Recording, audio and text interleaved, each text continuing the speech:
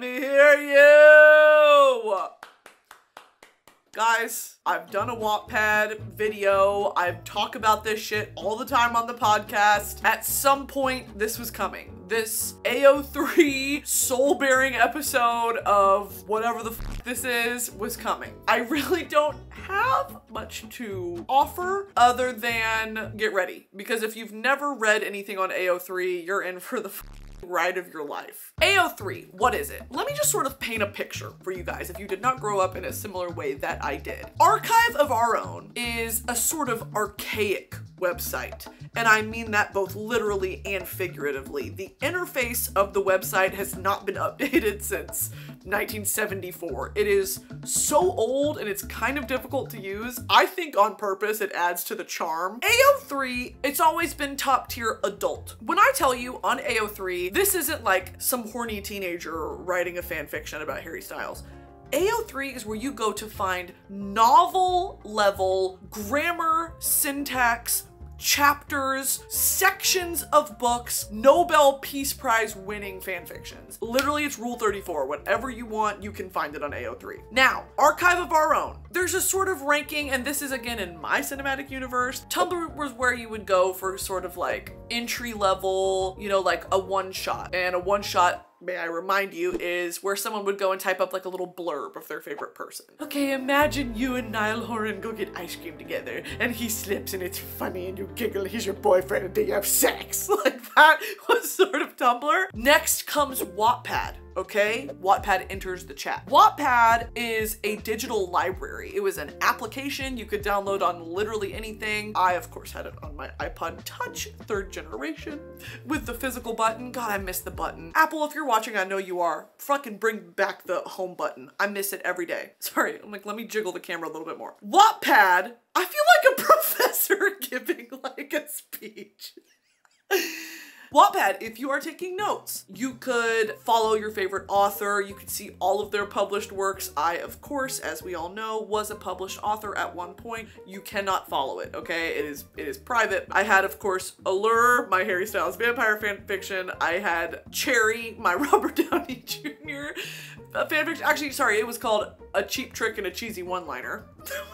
The RDJ one. Wattpad was my choice because it was easy to use. The app was very easy to use. You could add like songs at the beginning. You could add pictures in between. They made it look like a book. You could change like the color of the page and the font size. Like it was like a Kindle. It was basically like the Kindle app, all for self-published fan fiction. This was where After saw its day. After is a very famous Harry Styles fan fiction that you should watch Casey's video on this. She explains all this so well. I'm gonna link it in the description.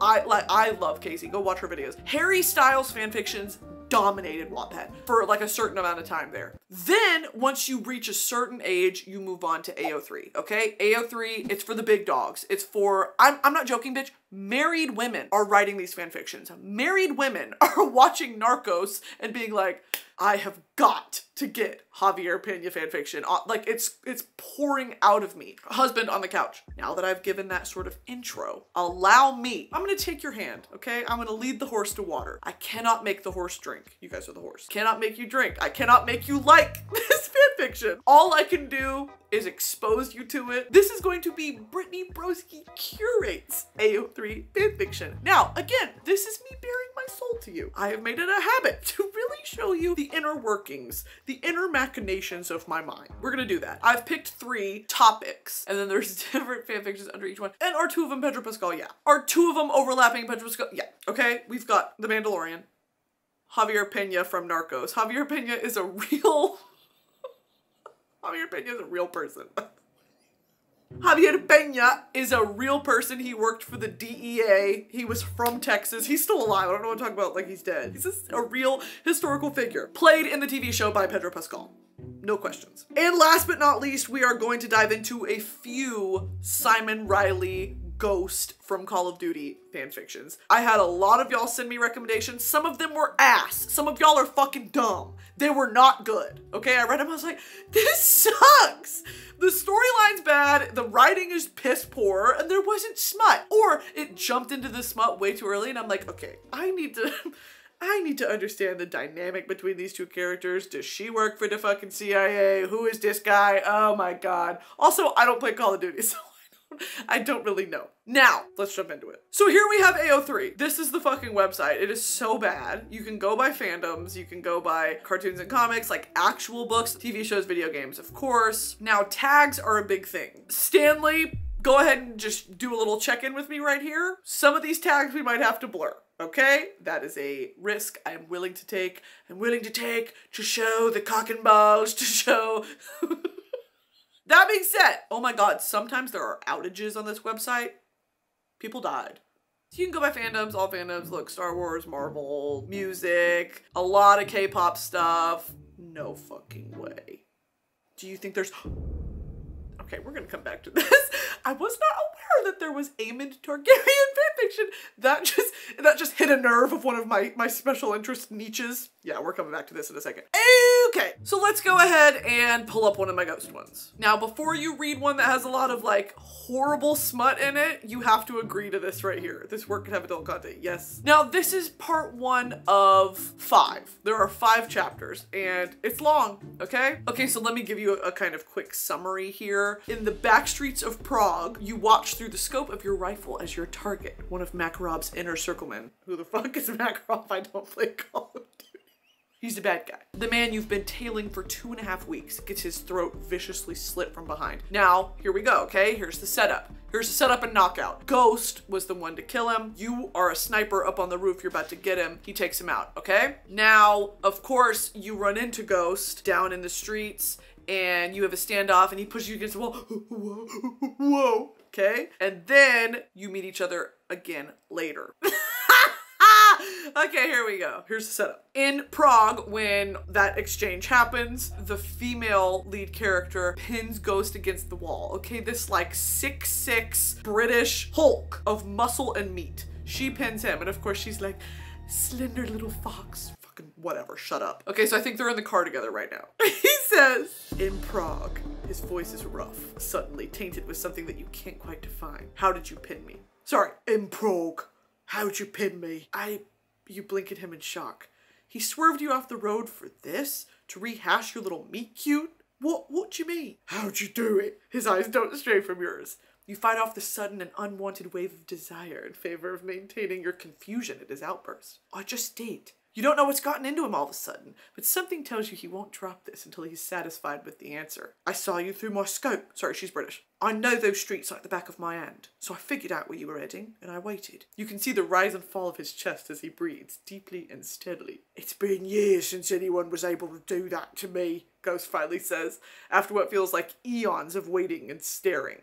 Desire. Whatever fragile thread that has been holding your composure together suddenly snap, and you can't tell if it's you launching yourself over the middle console or if it's him pulling you. But before you know it, you're falling onto his lap, knees bracketing his body in the seat. Ah! A million thoughts race through your head, so quickly and so convoluted that you can't make sense of them all, but one truth stands out above all. He wants you too. He won't me. And then you can kind of assume what goes on and happens next. They are going to proceed to have intercourse in the military operative car. This is going to be a government-owned vehicle that they are going to procreate in. Now, I won't really read further, but I will say a lot of these Ghost Call of Duty fan fictions are always typically enemies to lovers, unless it's like, you and Ghost have been dating, and he goes away on a mission, and he almost dies, and then he come back and just like... First of all, that's boring. Second of all, don't care if they're in a relationship. Third of all, where's the mystery, okay? This, they fucking hate each other. They meet by her pinning him to the wall. Hot. Hot! Also, one thing about AO3 is that on AO3, they don't really use a lot of, like, fan fiction language. You know, like, his golden orbs looked up to reach to meet me, and then his full pouty, juicy pink lips, and then he picked me up and I'm so skinny and frail. This is like, bitch, there's world building. I would recommend this one. This one's good. Let's move on. Okay, so now I feel the need to show you this. Insane. Javier Peña fanfiction. I don't know if y'all are Narcos fans, okay? Narcos as a TV show really affected my life for some reason. I fucking loved Narcos. When I started talking to my friend Caitlin about this, she recommended this fanfiction to me, and I was like, I trust her recommendation. What is this? She sent it to me. I don't think she had finished it by the time she sent it to me. Bitch, it is the most batshit insane, like, has themes that I can't even talk about on here. I'm gonna go ahead and pull it up. Now, this is going to be by Alliterative Albatross, okay? Here's the description as follows. He's a DEA agent. You work for the CIA. You are an unstoppable force. He's an immovable object. A collision between you is inevitable, and the fallout be monumental. Slices of life from your adventures with Peña in Colombia. Okay, this is an AU series that begins midway through Narcos Season 2. Alternate universe, that's what AU means, okay? I prefer Wattpad when it comes to like interface and usability, because what the fuck is all this? And imagine reading on, there's this meme on TikTok that's like, if there's a will, there's a way. I've seen AO3 pulled up on a Kindle. I've seen it pulled up on an iPod Touch. I've seen it pulled up on an Apple Watch. I've seen it pulled up on a Nintendo DS. If there's a will and internet access, there's a way. Okay. Do you think you can just quit me cold turkey? Peña asks in a voice as smooth as silk. He's a DEA agent. You work for Centrospike. Peña's not your boss exactly, but you've been friends with benefits long enough that certain people are starting to think of you as an item. That just won't do. Okay, so this story. This is so ridiculous. I feel the need to give a visual cue. He looked so, oh Christ. He looked so fucking good as Agent Peña. Oh God. Oh dude. Yeah, he was peak here, dude, okay? So just keep that in mind. The story here, before I find something to read specifically, is that she works for the CIA. They call her ears. They call her ears because she is a translator, okay? She like listens to correspondences between different sicarios, different like members of Pablo Escobar's like business, okay? Like she is like in the office with the headphones translating into English, like trying to pick up clues. They call her ears because she's really good at it. She's their ears, okay? They've been hooking up, and of course it turns into something where like, she was my friend's benefits, but I loved her. I loved her all along. And then throughout this one is so fucking good. It's just crazy. I actually won't ruin it. If you're gonna read it, I won't ruin it, but there's a twist that's like, is that allowed? I don't know. I think it's also very weird to write a fan fiction about something as real as like narco trafficking. Don't know, you know? I get like, this is a Pedro Pascal fan fiction, but she dives headfirst into this world and it's fucking crazy. Okay, so they had hooked up last night and she's at his apartment, I think, okay? You hiss, staring indignantly into the fridge. You cooked all the eggs last night and there's nothing left for breakfast. What? Javi sits up slowly. All you can see is a dark bird's nest peeking over the sofa. Given last night's realization and your fascination with his hair, you decide that's probably a good thing. No groceries in, you admit apologetically. He'll have to make do with coffee. You hear him groan from the living room. He must have slumped forward or something because you can't see him anymore. Ears. His voice is pathetic. Jesus. You pour the coffee into 2 mugs, automatically adding creamer to yours, sugar to his. It occurs to you that making Javier Peña's morning cup of coffee should not come so naturally to you. You roll you eyes at the thought. Fuck! All the more reason for this to stop. He's doubled over on his knees, head in hands, fingers carting through his wild hair. You bite your lip. He does look pitiful, and admittedly, you are partially to blame. You set his coffee down in front of him, along with a couple of aspirin tablets. Here, you do your best to keep your voice soft. This will help a little. He glares darkly at you, looking like an indignant little boy, and reaches for the coffee. Gulps, grimaces as he burns his tongue, slams the coffee down, sighs, picks up the pills. Tosses those back. Okay then, Javier Peña is not a morning person. You know that already. You promised me magic eggs. You're not wrong, but I did say to hold off on that last shot, dude. They're just so flirty. This shit is so good. The smut in this fanfiction goes fucking crazy, okay? I'm like nervous what I can and can't read. For the third one, we're gonna move away from Narcos into The Mandalorian. If you are not a Star Wars fan, it does not matter, dude. You can still lean into the world of masked men. Masked men are peak. They are absolutely fulfilled potential in fanfiction, okay? It's just done right. There is one called Rule Maker, Rule Breaker. Okay, here we go. Oh, Jesus. What? I just had that feeling that I get during a lot of videos that I film that this wasn't a good idea. I don't want to share this with you guys anymore. At what point do I cross a line into I've shared too much? I've given a little bit too much of myself to Broski Nation and I don't know how to take it back. I don't know where the line is and it shows, okay? This one, they're gambling, I believe. They're gambling somewhere. Someone's cheating. Look at how fucking long this is. Look at over here. That's crazy! We can't show that! That's crazy! Okay, well, I'm gonna read right before they actually do all that. Okay, here we go. Visor trained on you. Mando point, I think they're in the ship. Visor trained on you, because of course he wears a mask, a helmet. Mando points to the floor instead. You hide your credits here. To illustrate, or just to rub it in that he knows, his boot presses down on the loose tile and shifts from side to side. The sharp sound it makes irritates you less than knowing he found the fox clever hiding spot you used to pat yourself on the back for. You don't keep them in the store because it's too easy to break into. The security panel downstairs is broken, but the one up here works fine. You can almost hear his proud smirk under the helmet. There's a reserve side to him, sure, but the bastard can be arrogant when he wants to. And no, you have no idea how he found the spot, but you're not about to admit it. Congrats, Boy Scout! You can spot a busted panel, and you have flat feet. Want a badge? Your irritation brings back some of your old snark, but you still flinch when he moves closer and his legs brush against your knee.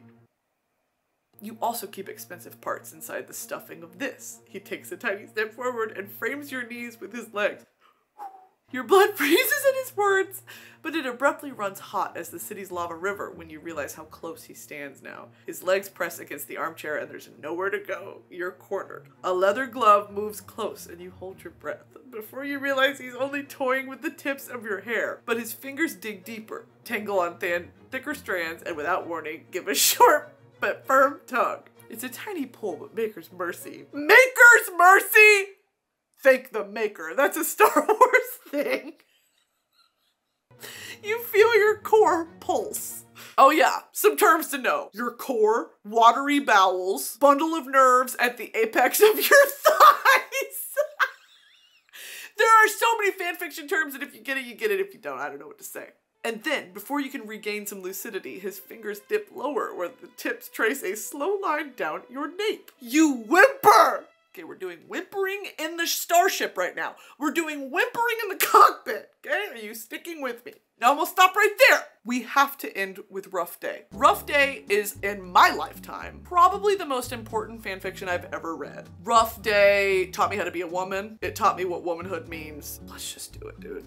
Okay, so Rough Day starts out with she like works for him, okay? She's just like a girl from some planet and he brought her on to help like babysit Baby Yoda. Guys, I feel the judgment coming through the screen. I really am feeling like I just got hit with a heavy wave of judgment coming from the other side of the screen. I don't need it. You can keep the judgment and the thoughts to yourself, okay? I'm here as a sort of librarian. You come to me, you ask me for recommendations, I'll offer them.